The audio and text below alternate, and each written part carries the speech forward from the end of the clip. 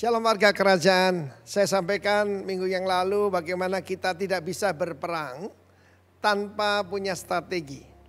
Maka di dalam Yosua pasal 2, bagaimana Yosua sebagai pemimpin, sebagai jenderal mengirim 2 orang mata-mata, 2 orang spy untuk menyelundup masuk ke Jericho. Tembok dari Jericho itu luar biasa karena lapis 2 dan miring dan tingginya menurut para arkeolog 25 meter. Artinya nggak bisa tertembusi kan. Tetapi sampai dengan hari ini tidak ada secret agent, bukan James Bond yang cuma fiksi itu, ataupun CIA, KGB yang bisa menandingi Mossad. Demikian juga the power untuk good planning ini penting. Kenalilah keadaanmu. Kenali dirimu, kenalilah Tuhanmu, dan kenalilah musuhmu. Sun Tzu, seorang ahli strategi Cina berkata, kalau kamu tidak mengenali gunung-gunung, rawa-rawa, lembah-lembah, daripada tempat kamu berperang, kamu siap untuk kalah. Demikian juga apa yang kita hadapi sekarang belum apa-apa. Ini baru musim gugur. Di depan kita masih ada musim dingin yang lebih berat. Karena itu hanya umat Tuhan yang akan keluar berkemenangan. Di dalam Yosua pasal kedua itu ada seorang tokoh yang sangat menarik. Alkitab mengatakan dalam Ibrani 11:31, karena iman maka Rahab perempuan sundal itu tidak turut binasa bersama-sama dengan orang-orang yang durhaka. Ya. Karena apa? Ada alasannya. Karena ia menyambut pengintai-pengintai itu, para spies yang 2 orang itu dengan baik. Baik ini di sini Irene, dengan shalom. Karena itu saya mau katakan the power of the right association.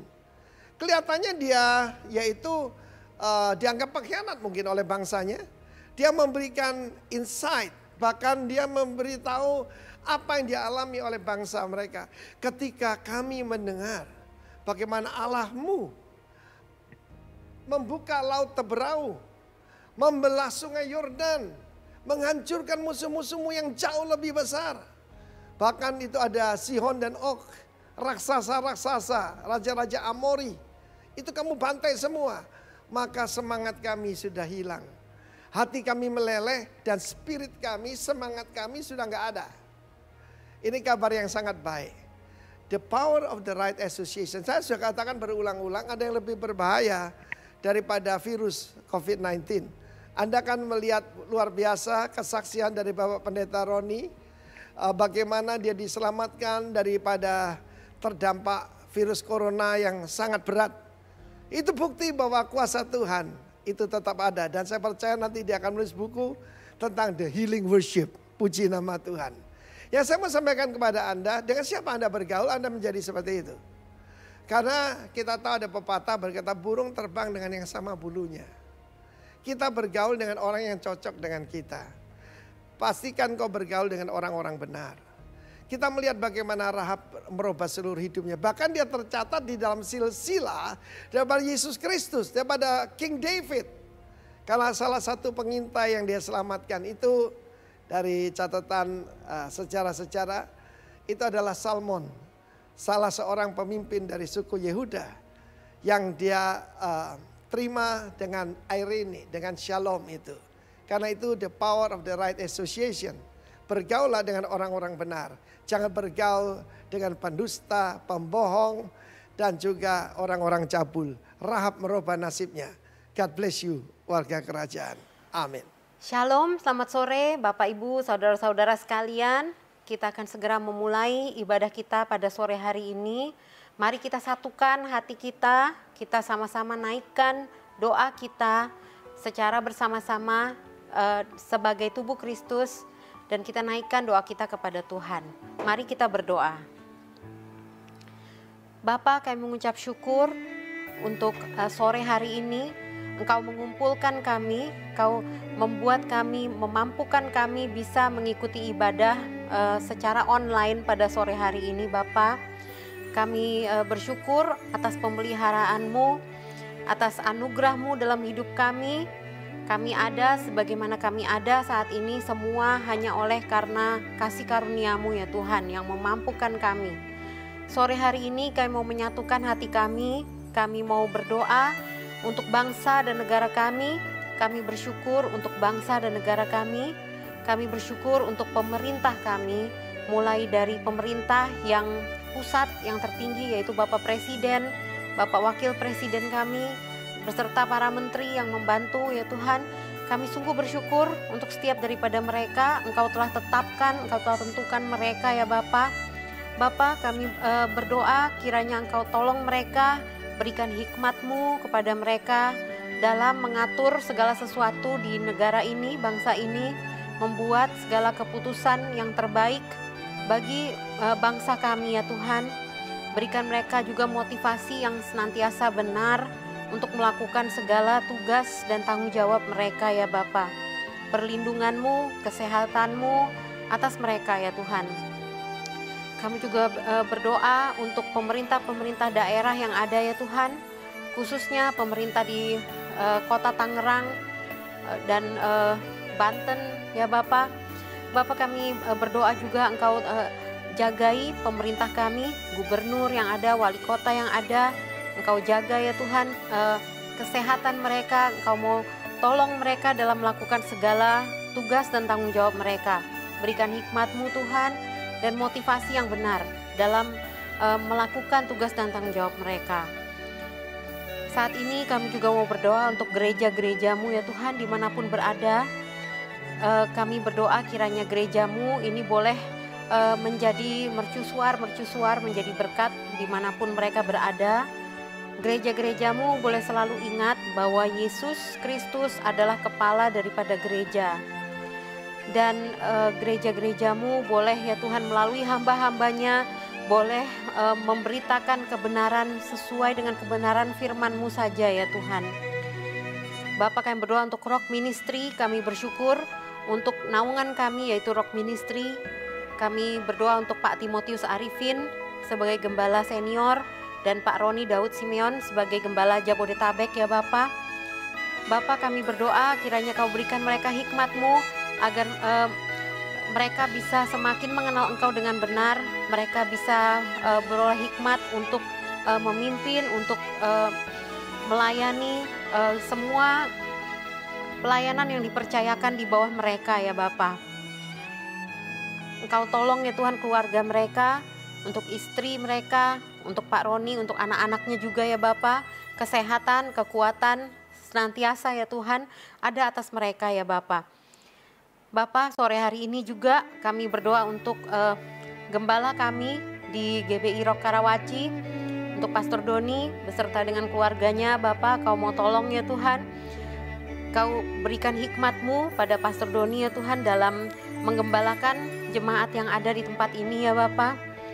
Dan kami berdoa juga untuk kesehatannya ya Tuhan dan kekuatan ya Tuhan untuk terus bisa melayani Engkau dengan segenap hati, dengan sungguh-sungguh ya Bapak. Dan banyak orang boleh diberkati melalui pelayanannya ya Bapak. Kami juga mau berdoa untuk keluarga-keluarga yang ada di GBI Rock Karawaci, untuk para jemaat yang ada pada sore hari ini. Dimanapun mereka berada Tuhan, Bapak Engkau pelihara setiap keluarga-keluarga yang ada, kepala-kepala keluarga yang ada Engkau kuatkan mereka, ibu-ibu, istri-istri yang ada Engkau kuatkan mereka. Dalam masa-masa ini khususnya ya Tuhan, mereka boleh semakin bergantung kepadamu. Mereka bukan dihalangi oleh segala keterbatasan yang ada, namun mereka dengan segala keterbatasan yang ada, mereka terus ingat bahwa mereka adalah terang dan garam. Kiranya jemaat-jemaat-Mu boleh berfungsi sebagai terang dan garam bagi orang-orang di sekitar mereka ya Tuhan. Kau tolong anak-anak yang ada, para remaja yang ada, para dewasa muda yang ada. Bapa, setiap daripada jemaat-Mu ya Tuhan, Engkau tolong ya Tuhan, dan Engkau berikan hikmat kepada setiap dari kami ya Tuhan, agar setiap daripada jemaat-Mu ini boleh semakin mengenal Engkau dengan benar ya Tuhan. Kiranya jemaat-Mu boleh senantiasa bergantung kepadamu sebagai sumber dari segala hikmat, sumber segala kekuatan. Mereka boleh menguatkan kepercayaan-Mu senantiasa, kepercayaan mereka kepadamu ya Tuhan. Terima kasih ya Tuhan, kami bersyukur sore hari ini kalau ada jemaat yang tidak enak badan, kurang sehat, Bapa, kami berdoa minta kesembuhan, kekuatan, dan kesehatan daripadamu ya Tuhan. Engkau jamah ya Tuhan mereka dimanapun mereka berada saat ini. Terima kasih ya Bapa, kami berdoa di dalam nama anak-Mu Yesus Kristus, dan semua yang percaya bersama-sama katakan amin.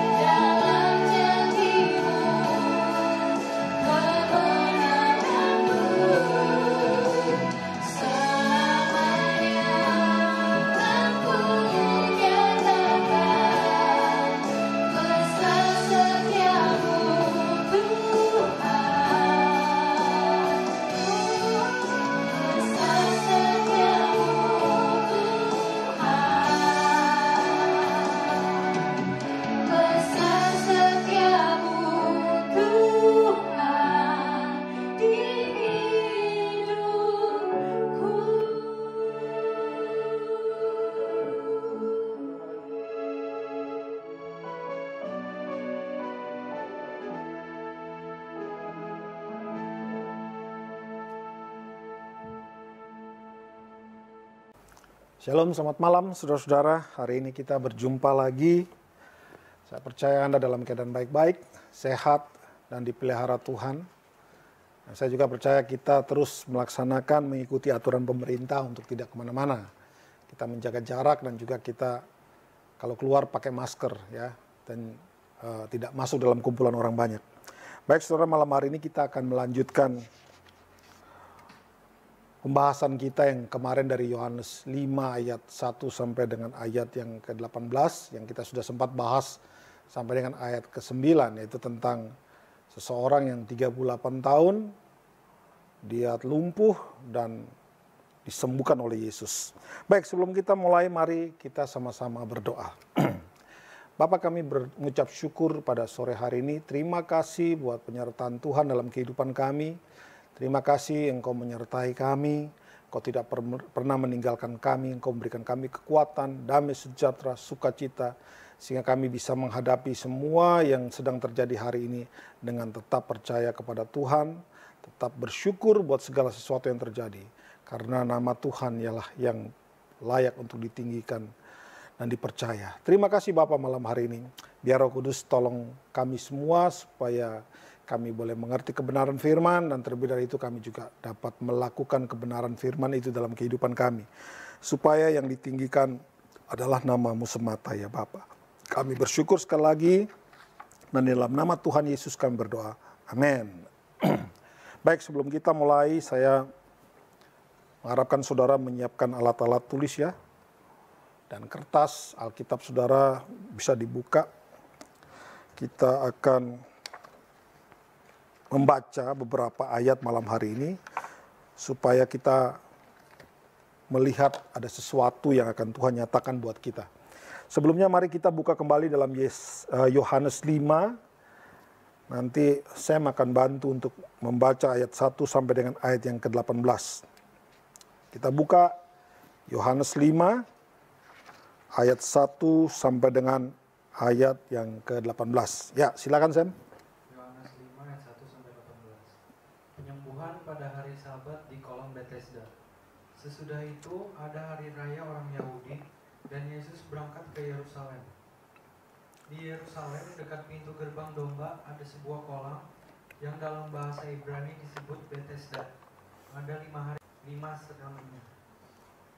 Dan di serambi-serambi itu berbaring sejumlah besar orang sakit, orang-orang buta, orang-orang timpang, dan orang-orang lumpuh, yang menantikan goncangan air kolam itu. Sebab sewaktu-waktu turun malaikat Tuhan ke kolam itu dan menggoncangkan air itu. Barang siapa yang terdahulu masuk ke dalamnya sesudah goncangan air itu menjadi sembuh, apapun juga penyakitnya. Di situ ada seorang yang sudah 38 tahun lamanya sakit. Ketika Yesus melihat orang itu berbaring di situ, dan karena ia tahu bahwa ia telah lama dalam keadaan itu, maka berkatalah ia kepadanya, "Maukah kau sembuh?"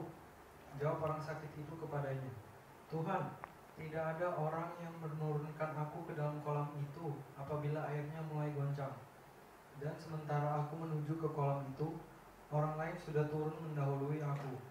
Kata Yesus kepadanya, "Bangunlah, angkatlah tilammu dan berjalanlah." Dan pada saat itu juga sembuhlah orang itu, lalu ia mengangkat tilamnya dan berjalan. Tetapi hari itu hari Sabat. Karena itu orang-orang Yahudi berkata kepada orang yang baru sembuh itu, "Hari ini hari Sabat dan tidak boleh engkau memikul tilammu." Akan tetapi ia menjawab mereka, "Orang yang telah menyembuhkan aku, dia yang mengatakan kepadaku, 'Angkatlah tilammu dan berjalanlah.'" Mereka bertanya kepadanya, "Siapakah orang itu yang berkata kepadamu, 'Angkatlah tilammu dan berjalanlah'?" Tetapi orang yang baru sembuh itu tidak tahu siapa orang itu, sebab Yesus telah menghilang ke tengah-tengah orang banyak di tempat itu. Kemudian Yesus bertemu dengan dia dalam bait Allah, lalu berkata kepadanya, "Engkau telah sembuh, jangan berbuat dosa lagi, supaya padamu jangan terjadi yang lebih buruk." Orang itu keluar lalu menceritakan apa kepada orang-orang Yahudi bahwa Yesuslah yang telah menyembuhkan dia. Dan karena itu orang-orang Yahudi berusaha menganiaya Yesus, karena ia melakukan hal-hal itu pada hari Sabat. Tetapi ia berkata kepada mereka, "Bapakku bekerja sampai sekarang, maka aku pun bekerja juga." Sebab itu orang-orang Yahudi lebih berusaha lagi untuk membunuhnya, bukan saja karena ia meniadakan hari Sabat, tetapi juga karena ia mengatakan bahwa Allah adalah Bapanya sendiri dan dengan demikian menyamakan dirinya dengan Allah. Baik, saudara, kita membaca lagi cerita ini ya. Saya akan review sedikit minggu lalu apa yang bisa kita dapatkan dari cerita tersebut, yaitu bagaimana yang saya tekankan pada saat itu bagaimana orang-orang banyak yang sakit pada saat itu mereka lebih tertarik kepada kolam Bethesda daripada cari Yesus, daripada cari Allah yang bisa menyembuhkan mereka. Dan kita tahu bahwa Bethesda itu artinya House of Mercy. Mereka mencari belas kasihan bukan kepada Allah, tapi kepada tempat yang mereka yakini ada Allahnya di situ. Itu kesalahan pertama ya. Jadi tema minggu lalu adalah bahwa mari kita cari Tuhan. Itu yang penting, saudara. Cari Tuhan maka engkau hidup, kata Alkitab ya. Seek God and you will live. Kalau kita cari yang bukan Tuhan, maka tidak akan ada pengharapan. Sebab kalau kita mencari yang bukan Tuhan, maka kita menempatkan itu sebagai berhala. Mereka tidak cari Tuhan, mereka cari kolam Bethesda. Dan di kolam Bethesda mereka berharap malaikat turun mengoncangkan air. Dan kemudian mereka berharap juga, terutama orang yang lumpuh selama 38 tahun, dia berharap ada orang yang bisa menolong dia. Dia memberhalakan tempat, dia memberhalakan malaikat Tuhan, dan dia memberhalakan orang lain. Mengandalkan orang lebih daripada Tuhan itu sama dengan menjadikan berhala, menempatkan menjadi ilah lain. Alkitab berkata di dalam salah satu hukum yang pertama dari hukum Taurat adalah jangan ada ilah lain di hadapanku. Itu yang pertama, jangan cari Tuhan, jangan cari tempat, alias carilah Tuhan. Tuhanlah yang perlu kita cari, bukan yang lain-lain. Yang kedua, message yang kedua, percaya harus kepada Tuhan. Yesus yang perlu kita percaya. Mereka-mereka ini mempercayai bahwa kolam Bethesda bisa menolong. Ya. Cari yang bukan Yesus. Kita cari Yesus. Roma 10 ayat 17, iman timbul karena pendengaran dan pendengaran akan firman Kristus. Amin, saudara-saudara. Kalau Anda dengar firman yang gak ada cerita tentang Kristus, maka sudah pasti akan kacau. Sudah pasti yang kau sampaikan bukan firman Kristus. Itu firman-firman manusia itu sendiri. Akibatnya apa? Orang menerima pengajaran yang salah. Dan kalau sudah menerima pengajaran yang salah, maka pelaksanaannya pasti salah. Contohnya ya ini, mereka-mereka ini. Mereka percaya kepada kolam Bethesda, bukan percaya kepada Yesus. Bukan percaya kepada Allah sang penyembuh. Mereka percaya kolam Bethesda, dan pada faktanya orang ini 38 tahun, nothing happen dalam hidupnya. Dia tetap lumpuh, tetap duduk di situ, tetap terbaring di atas tilamnya. Itu hal kedua. Nah, hal ketiga kita tahu bahwa pada akhirnya orang tersebut disembuhkan oleh Kristus yang berbelas kasihan kepadanya. Dia tahu bahwa orang ini sudah lama ada di situ. Dia sembuhkan. Satu-satunya orang yang sembuh dari orang banyak yang ada di situ adalah orang lumpuh ini. 38 tahun dia menderita. 38 tahun kemudian Tuhan sembuhkan dia. Apa message-nya? Sedang dikatakan, message-nya adalah bahwa Allah itu Allah yang penuh dengan belas kasihan. Anda mau minta belas kasihan manusia, pasti ada embel-embelnya. Kalau engkau minta belas kasihan Tuhan, tidak ada embel-embelnya. Dia bahkan mau menyembuhkan. Itu minggu lalu ya saudara-saudara ya. Jadi saya berharap taruh dalam hatimu, taruh dalam pikiranmu, kita cari Tuhan. Bukan cari hamba Tuhan. Amin. Kita percaya kepada Tuhan, bukan percaya kepada hamba Tuhan. Hamba Tuhan itu cuma manusia biasa yang bisa salah. Kata-katanya dipengaruhi oleh cara berpikirnya. Bisa salah karena berpikir manusia itu ada dosanya. Kalau Allah atau Tuhan tidak berdosa. Kita harus tahu yang berbelas kasihan kepada kita itu Tuhan, bukan manusia. Murni itu Tuhan. Kalau mengasihi kita, dia tidak akan minta yang lain-lain. Saya suka dengar cerita waktu masih di Surabaya dulu. Orang-orang yang datang ke dukun ya. Mereka datang mengatakan bahwa mereka sakit A. Pada sampai kepada dukun dikasih jimat dan dukun itu menghilangkan sakit A. Tapi kemudian ada sakit B yang ada di dalam orang tersebut. Jadi tidak tuntas kan, tetap sakit. Itulah kalau kita datang kepada manusia, bukan kepada Tuhan. Datang kepada Tuhan, tawaran datang daripada Tuhan langsung kepada orang ini, maukah engkau jadi sembuh? Dan pada saat dia mengatakan bahwa tidak ada yang tolong dia, dan dia mau sembuh, saat itu juga Yesus berkata, bangun, angkatlah tilammu. Maka saat itu pula orang itu bangun, berjalan dan diangkat tilam. Itu yang, kalau Anda mau tahu pekerjaan Tuhan, ya itu seperti itu. Pekerjaan Tuhan seperti itu. Dia ngomong langsung terjadi. Dia tidak ngomong terus ada penundaan, nggak ada. Ya. Semua mujizat yang ada dalam Alkitab kalau Anda perhatikan, semua instantly terjadi. Kalau Yesus yang perintahkan. Jadi nggak ada penundaan ya, langsung jadi. Baik, itu minggu lalu. Sekarang saya akan mengajak saudara untuk melihat ada tema lain. Ada message lain yang muncul dari cerita ini. Ya, perhatikan baik-baik saudara-saudara ya. Perhatikan baik-baik. Yohanes 5 ayat yang ketiga. Dan di serambi-serambi itu berbaring sejumlah besar orang sakit, orang-orang buta, orang-orang timpang, dan orang-orang lumpuh. Nantikan goncangan air kolam itu. Oke, perhatikan saudara-saudara. Di dalam cerita ini, Yohanes meliskan nama penyakit orang-orang yang datang di kolam Bethesda itu dengan nama penyakit. Ya, yang pertama adalah buta, timpang, dan lumpuh. Ya, buta, timpang, lumpuh. Diliskan. Saudara, memang disebutkan ada banyak penyakit yang lain. Tetapi di sini Yohanes tulis buta, timpang, lumpuh. Menarik saudara. Kenapa? Karena seolah-olah 3 penyakit ini adalah sesuatu yang akan disorot. Kita akan melihat apa ini. Ada buta, ada timpang, ada lumpuh. Ya, kita boleh tulis dalam catatan saudara itu. 3 penyakit yang disorot di sini adalah timpang, buta, dan lumpuh. Selalu pada saat Alkitab menyorot sesuatu dan menuliskannya, berarti ada maksud-maksud di belakang ini. Itu cara kita membaca Alkitab ya. Cara kita menafsir dan cara kita melihat apa yang akan dibicarakan. Tetapi saya akan mengajak saudara melihat dari Injil, 4 Injil ini, mulai dari Matius, Markus, Lukas, sampai Yohanes. Ada 5 penyakit utama yang selalu disembuhkan oleh Yesus. Dan orang banyak sering datang kepada Tuhan dan disembuhkan dari penyakit itu. Apa saja? Tadi kita sudah membaca 3 diantaranya, yaitu buta, timpang, lumpuh. Nah, bisa ditambahkan yaitu tuli dan bisu. 5 penyakit ini selalu muncul di dalam ke-4 Injil. Selalu muncul dan selalu Yesus sembuhkan itu. Mari kita lihat sebentar ya. Matius 15 ayat 30 dan 31. Kemudian orang banyak berbondong-bondong datang kepadanya membawa orang lumpuh, orang timpang, orang buta, terus orang bisu, dan banyak-banyak lagi yang lain. Nah, tidak ditulis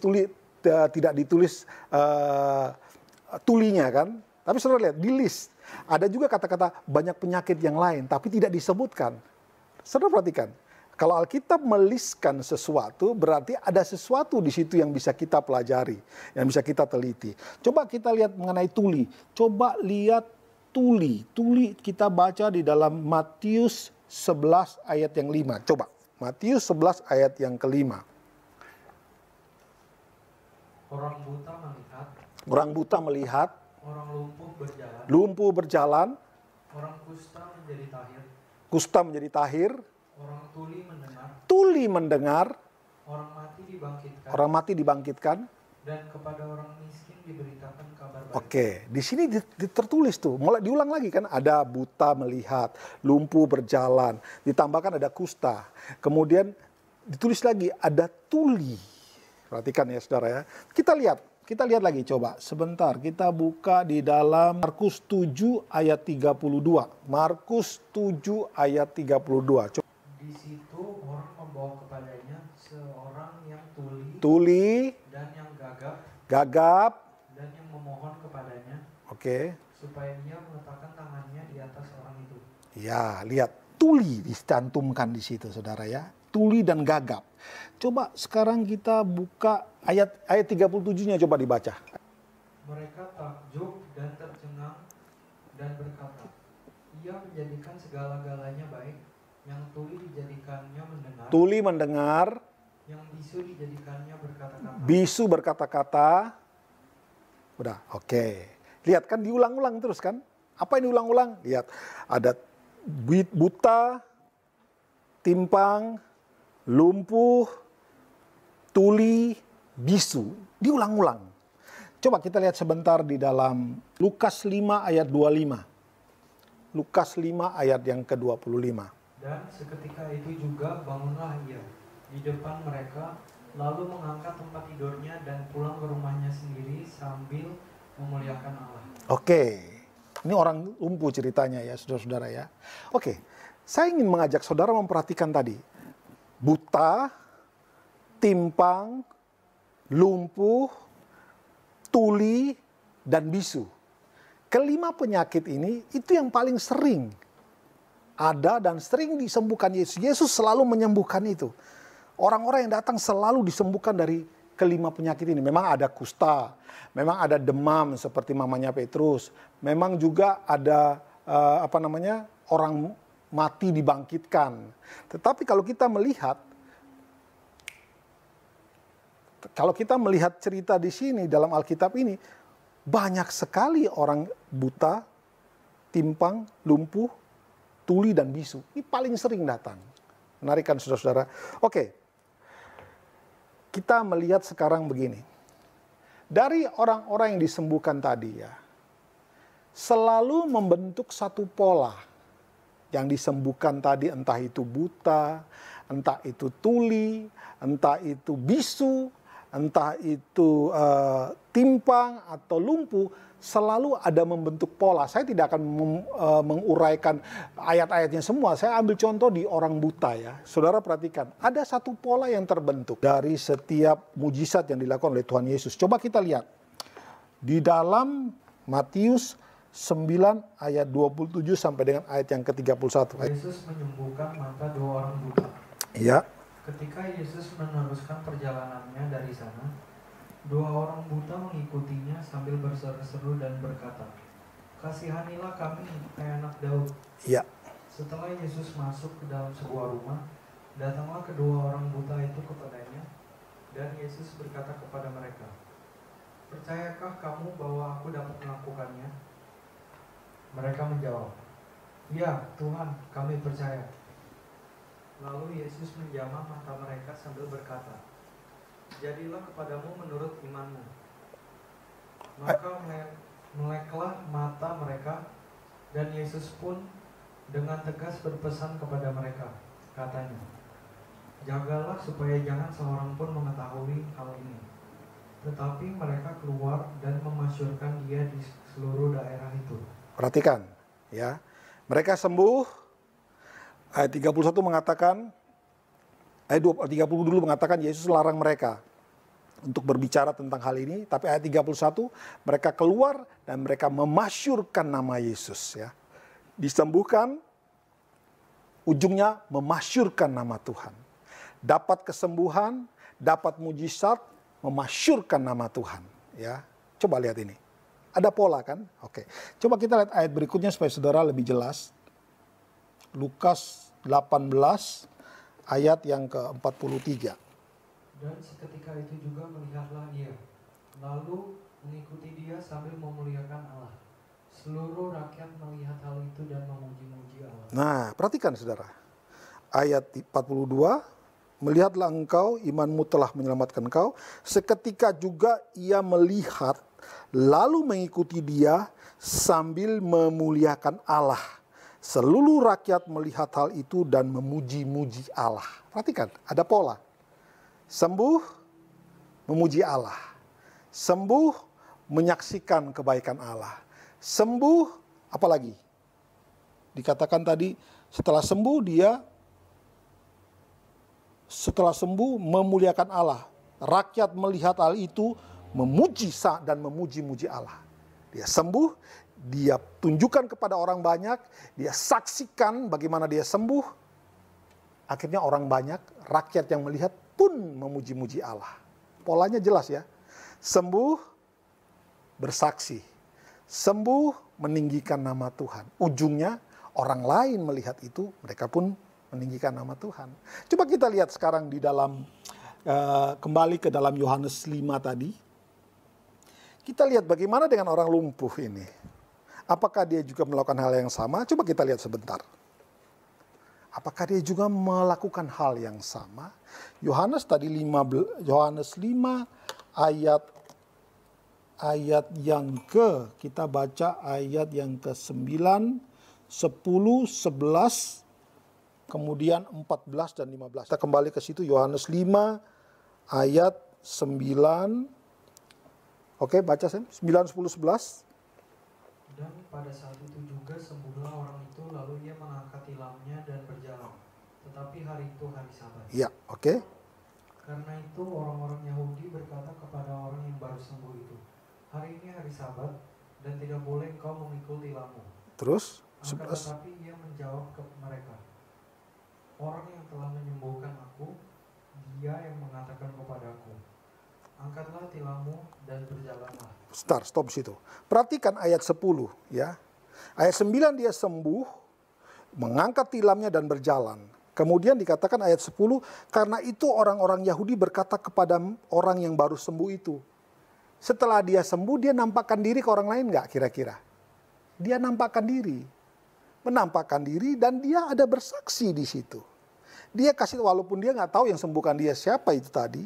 Tapi dia berkata, orang yang mengatakan kepadaku, angkatlah tilammu dan berjalanlah. Itu yang sembuhkan dia. Ya. Dia menampakkan diri kepada orang banyak. Saking sukacitanya, dia menampakkan diri. Dan dia kasih tahu yang menyembuhkan aku tadi orang yang mengatakan, bangun, berjalan, angkat tilammu. Kemudian coba baca ayat 14. Kemudian Yesus bertemu dengan dia dalam bait Allah, lalu berkata kepadanya, engkau telah sembuh, jangan berbuat dosa lagi, supaya padamu jangan terjadi yang lebih buruk. Ya, 15. Orang itu keluar, lalu menceritakan kepada orang-orang Yahudi bahwa Yesuslah yang menyembuhkan dia. Setelah dia menyaksikan kepada orang-orang Yahudi bahwa dia disembuhkan oleh seseorang yang tadi suruh bangun angkat tilammu, kemudian dia masuk ke bait Allah. Memperlihatkan diri kepada siapa kira-kira pada saat dia masuk ke bait Allah? Dia memperlihatkan diri kepada ahli-ahli Taurat yang ada di situ. Saudara harus tahu ya, ini hari Sabat. Ya, hari Sabat tidak boleh ada orang bekerja. Ya. Kan kemarin saya tanya kepada Anda kan, kenapa yang disembuhkan orang lumpuh pada saat itu? Bukan orang buta, bukan orang timpang, atau yang penyakit-penyakit lain. Kenapa orang lumpuh yang sudah 38 tahun yang disembuhkan? Kok kayaknya Yesus pilih kasih nih? Seperti saya kasih tahu minggu lalu bahwa tidak pernah ada sesuatu yang ditulis dalam Alkitab itu tanpa ada arti di belakangnya. Nah, saudara perhatikan ya.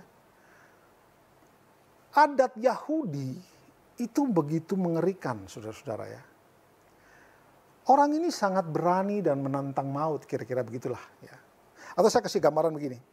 Katakanlah kita di sini punya tabel tentang hukum adat atau adat, dan di sini hukum Taurat. Perhatikan baik-baik saudara. Kalau seseorang melakukan hukum Taurat dan melakukan adat istiadat, dia pasti hidup. Kalau seseorang tidak melakukan Taurat tapi melakukan adat, dia hidup. Ya. Tidak melakukan Taurat tapi melakukan adat, dia hidup. Atau yang ketiga, dia melakukan Taurat tapi tidak melakukan adat, mati. Ya. Apalagi kalau, ya itu yang ketiga ya, tidak melakukan Taurat tapi melakukan adat, dia hidup. Saudara lihat betapa adat istiadat orang Yahudi itu begitu diagungkan, bahkan melebihi Taurat. Makanya Yesus datang itu selalu bermasalah sama mereka, karena Yesus menggenapi Taurat tetapi menjadi musuh adat. Ya. Berapa kali Yesus mau dibunuh? Ya. Dan orang ini begitu terima kesembuhan, menantang maut nih ceritanya nih. Dia angkat tilamnya, jalan, bertemu dengan orang-orang Yahudi yang notabene pada saat itu sedang hari Sabat. Hukumnya adat hari Sabat itu tidak boleh melakukan pekerjaan apapun. Dia angkat tilam. Anda boleh melihat gambaran ya. Kalau kita katakan orang buta yang sembuh, mungkin dia tidak akan angkat apa-apa dan dia tidak bisa dibilang melanggar hukum adat. Yesus yang akan disorot karena menyembuhkan di hari Sabat. Tapi orang ini Dia angkat tilang melakukan satu pekerjaan di hari Sabat, itu hukumnya dirajam batu sampai mati. Saudara bisa melihat tema yang muncul dari cerita ini adalah bersaksi, menyaksikan kebaikan Tuhan. Itu melebihi, dia lebih, itu melawan segala sesuatu yang dilarang pada saat itu. Dia bisa mati, bahkan dengan berani dia datang ke bait suci. Ngapain ke bait suci coba kira-kira? Kan menunjukkan dirinya kepada ahli-ahli Taurat.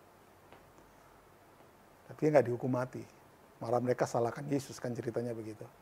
Anda mengerti sekarang kenapa orang yang 38 tahun ini yang disembuhkan. Bukan yang timpang, bukan yang buta tadi atau yang lain-lain.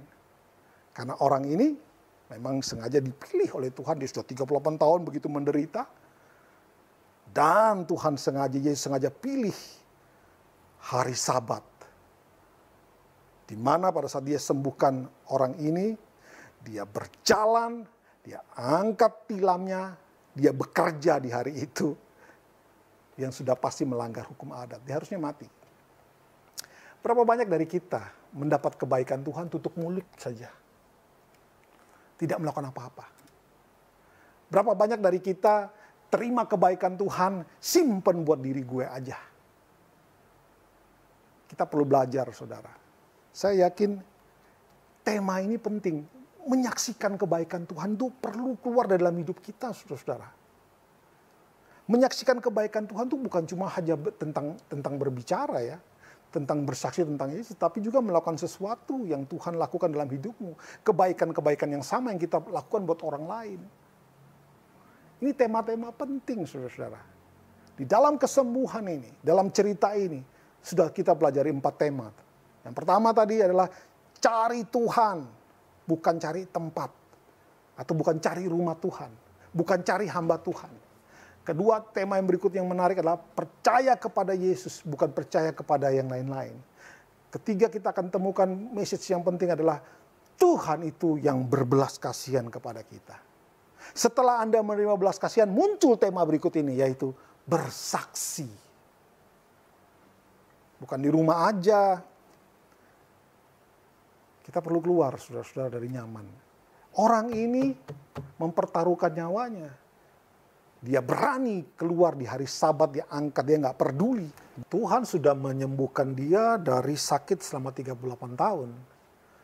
Dan dia mengambil risiko untuk kehilangan nyawa dengan ketemu dengan orang-orang Yahudi. Dan dia datang ke dalam bait suci, memperlihatkan dirinya kepada ahli-ahli Taurat. Sudah pasti itu harus mati. Dia berani.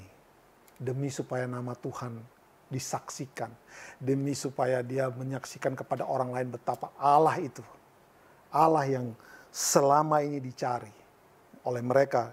Mereka cari kolam Bethesda, mereka tidak cari Allah, tapi Allah datang memperlihatkan diri melalui pribadi Yesus. Dan selama ini imannya hanya kepada kolam Bethesda, rumah Tuhan, hamba Tuhan, bukan kepada Yesus. Yesus datang menawarkan satu kesembuhan. Kemudian kita lihat di situ Allah melalui Yesus memperlihatkan bahwa dia Allah yang berbelas kasih, menyembuhkan orang ini yang sudah 38 tahun. Saat dia sembuh, dia angkat tilam, berjalan keluar dari kolam Bethesda, itu sudah pasti disaksikan oleh orang-orang Yahudi yang semuanya adalah orang-orang yang berpegangan kepada adat istiadat. Tadi saya sudah bilang kepada saudara ya, Anda melanggar adat dan engkau melakukan hukum Taurat tetap mati. Ya. Melanggar adat, melakukan hukum Taurat, sekalipun melakukan hukum Taurat, mati. Melakukan adat, tidak melakukan Taurat, hidup. Ya. Itu orang-orang Yahudi yang seperti itu. Ya, kita tahu ada beberapa kota, beberapa suku di Indonesia juga begitu ya. Lebih berpegangan kepada adat daripada berpegangan kepada kebenaran firman Tuhan. Hari ini saya cuma mau kasih tahu kepada saudara bahwa mari kita berpegangan kepada kebenaran firman Tuhan. Karena itu yang akan membuat kita mampu berdiri, kita lewati semua masalah dan semua karena apapun yang terjadi dalam kehidupan kita. Nah, saudara, sekali lagi saya mengajak saudara melihat bahwa di balik cerita ini ada satu tema yang sedang dimunculkan oleh Yohanes, yaitu menyaksikan kebaikan Tuhan. Pertanyaan besar hari ini, sudahkah engkau menyaksikan kebaikan Tuhan? Ya. Sekali lagi, menyaksikan kebaikan Tuhan itu bukan cuma bicara saja. Rasul Paulus menulis begini, biarlah kebaikan hatimu diketahui oleh orang. Tuhan sudah dekat. Supaya kebaikan hati kita diketahui orang, bagaimana caranya? Harus ada action, bukan? Harus ada tindakan yang jelas. Baru ketahuan hatinya seperti apa. Mari saudara-saudara, ini adalah saat yang paling tepat kita menyaksikan kebaikan Tuhan dalam kehidupan kita. Apa yang sudah Tuhan lakukan dalam kehidupan kita. Kalau saudara membaca semua orang-orang yang disembuhkan tadi, polanya adalah sembuh, bersaksi. Sembuh, bersaksi. Memang ada sih yang sembuh, tidak bersaksi. Pulang. Tapi kebanyakan yang tertulis dalam Alkitab ini, sembuh dan polanya pasti bersaksi. Lumpuh berjalan, ujungnya bersaksi. Tuli bisa bicara, bersaksi. Tuli bisa mendengar, bersaksi. Bisu bisa berbicara, bersaksi. Selalu polanya begitu. Bagaimana dengan Anda dan saya? Terlalu banyak kebaikan Tuhan yang kita sudah terima. Terlalu banyak belas kasihan Tuhan yang sudah kita terima hari ini.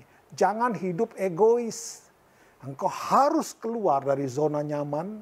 Harus keluar dari egoisnya kita ini kepada orang lain. Bagaimana dunia bisa kenal Yesus kalau kita nggak pernah turun ke sana? Hari ini dituntut daripada kita, saudara. Dan sekarang saya mengajak saudara melihat kembali kelima penyakit tadi ya. Tuli selalu dihubungkan dengan bisu.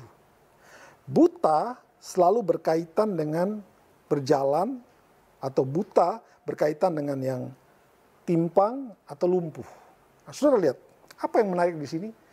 Tadi saya sudah bicarakan bahwa 5 penyakit ini disorot terus berkali-kali, ada dalam Alkitab, ada dalam keempat Injil. Disorot terus, secara sederhana saja.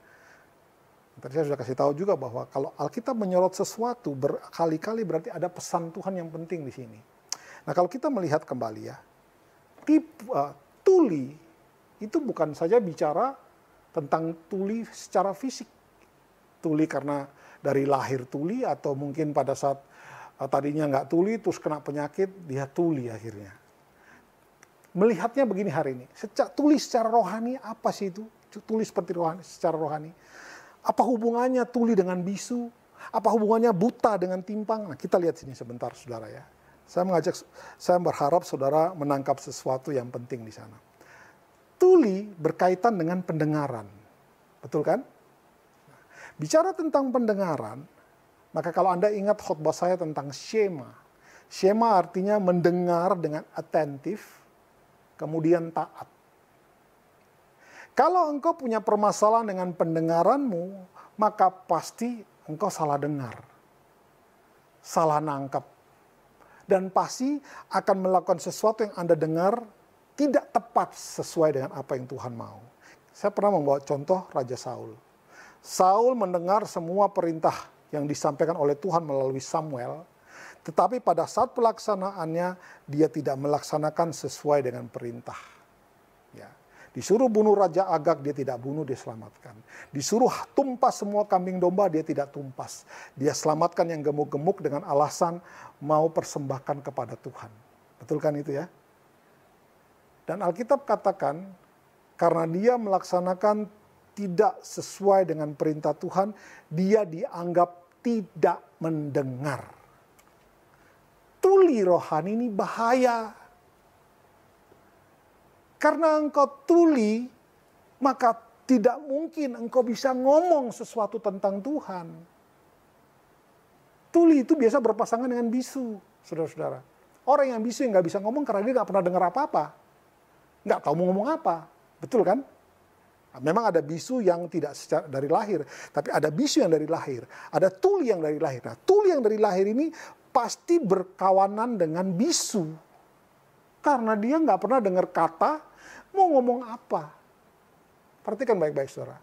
Orang yang tuli rohani, yang telinganya tidak bisa mendengarkan kebenaran firman Tuhan, atau mendengar tapi tidak fokus, itu pasti salah dengar. Itu tuli-tuli rohani. Tuli rohani ujungnya bisu secara rohani. Engkau tidak bisa ngomong apa-apa tentang Kristus. Mau apa yang diomongin?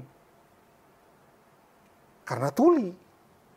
Ataupun kalau dia ngomong, dia tidak ngomong tentang Kristus. Saya mau tekankan sekali lagi saudara-saudara. Iman timbul dari pendengaran akan firman Kristus. Kalau tuli secara rohani, kalau tidak punya pendengaran yang baik kepada kebenaran firman Tuhan, maka yang disampaikan pasti tidak ada Kristusnya. Tidak akan membawa kehidupan. Tidak akan membawa perubahan. Tidak akan membawa dampak. Kenapa bisa begitu? Karena salah dengar. Mengerti saudara-saudara? Banyak orang Kristen yang tuli-tuli secara rohani. Datang gereja dengar firman, tapi tetap bisu. Gak bisa berbicara tentang kebaikan Tuhan buat orang lain. Temanya apa nih? Tema bersaksi. Bagaimana bisa bersaksi kalau bisu? Bagaimana bisa bersaksi kalau tuli? Nggak bisa, saudara-saudara. Maka harus dipulihkan. Ya kan? Makanya tuli dan bisu, buta, timpang, dan lumpuh harus dipulihkan. Supaya bisa keluar dan bersaksi. Supaya kalau orang itu tuli, dia harus dipulihkan. Supaya dia bisa berbicara. Bisa berbicara tentang kebenaran firman. Kalau dia bisa berbicara tentang kebenaran firman Tuhan, dia pasti punya pemikiran yang tidak timpang. Dia pasti bisa melihat firman Tuhan secara keseluruhan dengan benar. Sudah pasti dia bisa berjalan. Urut-urutannya begitu. Tuli, bisu, buta, timpang, tuli. Orang buta bisa jalan seberapa jauh sih kalau nggak ada orang yang bantu? Dia hanya bisa berjalan kalau ada orang bantu. Dia akan mau kemana? Nggak bisa lihat apa-apa. Dia akan berdiri di situ saja. Perlu yang buta ini bicara tentang buta-buta rohani. Telinga-telinga yang perlu disembuhkan oleh Yesus. Cara menyembuhkan dari mana? Yesus sendiri yang menjamah saudara melalui kebenaran firman. Amin, saudara-saudara. Supaya telinga kita ini berfungsi dengan baik kembali, maka engkau harus dijamah oleh Tuhan. Engkau harus rendah hati datang kepada Tuhan. Meminta untuk disembuhkan. Meminta untuk dipulihkan telinganya ini. Banyak orang punya telinga tapi nggak bisa mendengar. Tidak bisa mendengarkan kebenaran firman Tuhan. Atau mendengar pun tapi salah. Kalau mendengar salah itu kenapa? Ya mungkin yang menyampaikan firman Tuhan, bahwa firman Tuhannya tidak sesuai dengan yang Tuhan kehendaki. Hari-hari ini Anda harus kembali kepada firman Tuhan yang sejati. Bukan firman Tuhan yang sudah direkayasa dan sudah dicampur dengan pemikiran-pemikiran manusia yang pada akhirnya tujuannya adalah bukan untuk kepentingan Tuhan, tapi untuk kepentingan yang menyampaikan itu. Kita sudah melihat banyak contoh, saudara-saudara. Hari ini saya ingatkan, itulah yang membuat kita itu bisu. Kalau kita benar-benar mendengar firman Tuhan, kita pasti berfungsi. Nggak mungkin nggak. Kalau telingamu diarahkan kepada kebenaran firman Tuhan dengan sungguh-sungguh, pasti engkau tidak akan bisu secara rohani. Kalau engkau pasti tidak bisu secara rohani, pasti mata rohanimu tercelik. Dan kalau mata rohani tercelik, dia bisa melihat banyak orang lain perlu berita tentang Yesus. Kakimu yang mungkin apa sih beda antara timpang dan lumpuh? Timpang itu mungkin karena Anda kesleo, jadi agak timpang. Tapi kalau lumpuh itu bicara tentang orang-orang yang dari lahir lumpuh. Kalau buta, pasti susah untuk berjalan dengan baik. Pasti bisa nggak? Pasti jalannya nggak. Kalau buta pasti nyasar-nyasar. Untuk itu yang perlu dibenahi adalah pendengaran akan firman ini. Tuli. Makanya saudara lihat 5 penyakit ini menonjol banget ya. Tuli, bisu, timpang, lumpuh, buta. Ini disembuhkan oleh Yesus. Dan kalau Anda melihat pola-pola yang tadi saya sudah kasih tahu, mereka-mereka yang disembuhkan ini ujungnya bersaksi tentang Tuhan. Ujungnya bersaksi tentang Tuhan. Mereka tidak hiraukan nyawanya bisa hilang apa enggak. Kita bisa lihat kan. Rasul-rasul, mereka mendengar berita tentang Kristus sebanyak sudah selama 3,5 tahun mendengar berita tentang Yesus. Pada saat hari Pentakosta turun, mereka dipenuhi dengan Roh Kudus. Mereka berani bersaksi tentang Tuhan sampai mati. Jadi dipenuhi Roh Kudus tuh bukan cuma bisa berbahasa roh. Kalau itu yang dikejar maka perlu diluruskan. Karena orang-orang yang dipenuhi dengan Roh Kudus, mereka berani berbicara tentang Kristus. Mereka berani menyatakan kebenaran. Mereka berani bicara kebenaran.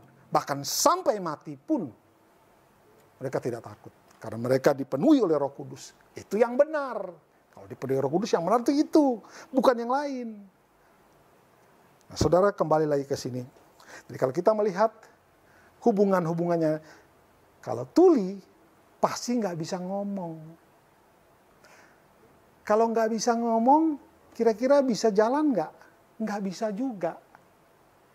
Jadi memang yang harus dirubahkan, yang harus disembuhkan oleh Yesus, itu tuli. Tuli, bisu, timpang, buta, timpang, lumpuh. 5 penyakit ini kalau saudara perhatikan dalam keempat Injil, selalu ada di setiap Injil. Dan Yesus selalu sembuhkan mereka. Dan ujungnya kalau kita lihat, selalu mereka bersaksi. Terutama dalam cerita orang lumpuh yang sudah 38 tahun. Setelah dia disembuhkan, tidak sampai di situ ya. Tidak sampai di tema Tuhan adalah Allah yang berbelas kasihan.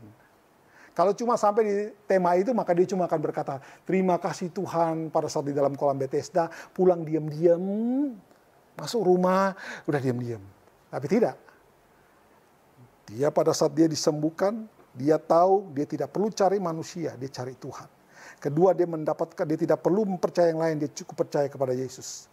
Dan pada saat dia menemukan Tuhan, dia mendapat firman daripada Yesus, dia tahu Yesus itu Allah yang berbelas kasihan, dia disembuhkan. Nggak sampai di situ. Keluar, mulutnya menyaksikan kebaikan Tuhan. Taruhannya, sekali lagi saya kasih tahu, taruhannya itu adalah nyawanya. Karena pada saat itu adalah hari Sabat. Orang Yahudi adat istiadatnya tidak boleh melakukan satu pekerjaan apapun. Tidak boleh. Orang ini dengan berani angkat tilamnya, ngapain juga harus angkat tilam. Tapi Yesus perintahkan, bangun, angkat tilammu. Dia bangun, saudara perhatikan, coba perhatikan kalimat Yesus itu. Apa nggak cukup kalau begini, bangun, pulanglah, berjalanlah, beres kan? Lucunya begini, Yesus bicara spesifik, bangun, berjalan, terus angkat tilammu. Ngapain bawa angkat-angkat tilam? Kenapa harus angkat tilam? Ternyata itulah tujuan angkat tilam. Supaya menunjukkan kepada orang Yahudi bahwa Yesus Tuhan atas hari Sabat. Dia bekerja di hari Sabat, dia sembuh di hari Sabat. Dia melanggar adat istiadat. Tadi saya sudah kasih tahu. Orang melakukan adat, tidak melakukan Taurat, selamat. Tapi orang melakukan Taurat, tapi tidak melakukan adat, mati. Adat lebih berpengaruh, saudara-saudara ya. Tapi di sini kita lihat orang yang sembuh tadi. Dia dipulihkan, dia disembuhkan oleh Yesus.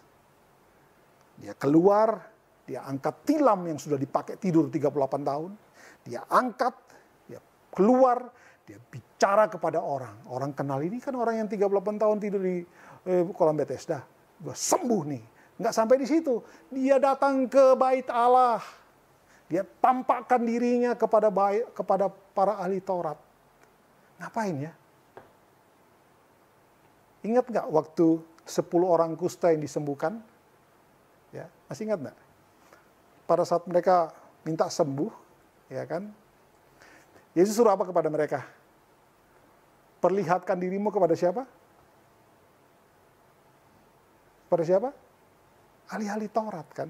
Kepada tua-tua di bait suci. Dalam perjalanan ke sana, 9 orang sembuh. 1 orang, 10-10-nya sembuh. Tapi hanya 1 yang kembali kepada Yesus. Yang 9 kemana? Memperlihatkan diri kepada para ahli-ahli Taurat. Saya yakin ada message khusus di situ. Dia memperlihatkan dirinya kepada ahli-ahli Taurat. Tapi kemudian dia keluar dan dia menyaksikan kebaikan Tuhan dalam hidupnya. Saudara-saudara, saya tidak akan berpanjang. Tema hari ini yang kita bahas tadi adalah mari menyaksikan kebaikan Tuhan. Apapun resikonya, Tuhan itu baik. Apapun resikonya yang terjadi dalam kehidupan kita. Kalau kita dipenuhi dengan kasih Kristus, kalau kita dipenuhi dengan Roh Kudus, kita tidak akan takut untuk berbicara kebenaran. Engkau akan dengan berani bicarakan tentang Kristus. Karena itu pula yang terjadi dengan para rasul-rasul. Setelah hari Pentakosta turun, Roh Kudus turun menguasai mereka. Mereka bersaksi, berjalan, berkeliling, sampai mereka mati. Saya percaya spirit yang sama harusnya ada dalam kita. Kita pun dipenuhi dengan Roh Kudus kan? Bukan untuk show off kita perlu penuh dengan Roh Kudus. Untuk sembuhkan ini, sembuhkan tidak. Tapi intinya adalah, berita penting adalah kita menyaksikan kebaikan Tuhan di dalam kehidupan kita. Amin saudara-saudara, mari kita berdoa. Bapak terima kasih malam hari ini. Biarlah hidup kami ini menjadi suratan yang terbuka. Kami bersaksi lewat kata-kata kami, tapi kami juga bersaksi lewat kehidupan kami. Sehingga orang melihat Yesus sungguh baik bagi manusia. Yesus sungguh baik bagi mereka yang mencari Dia. Dan Yesus adalah Allah yang berbelas kasihan bagi semua orang-orang berdosa. Karena kami tahu Engkau datang untuk mencari orang-orang yang berdosa. Tapi bagaimana kami bisa ketemu dengan orang-orang berdosa kalau kami tidak punya belas kasihan? Seperti Engkau yang datang mencari mereka. Tuhan, mari tolong kami supaya kami juga menjadi pribadi-pribadi yang penuh dengan belas kasihan. Kami juga menjadi pribadi-pribadi yang berani berbicara tentang kebenaran Tuhan. Menjadi saksi bagi orang lain. Supaya orang lain juga bisa menerima Kristus sebagai Tuhan dan Raja dalam hidup mereka. Dan nama Tuhan saja dipermuliakan. Terima kasih untuk malam hari ini. Di dalam nama Tuhan Yesus kami berdoa. Amin.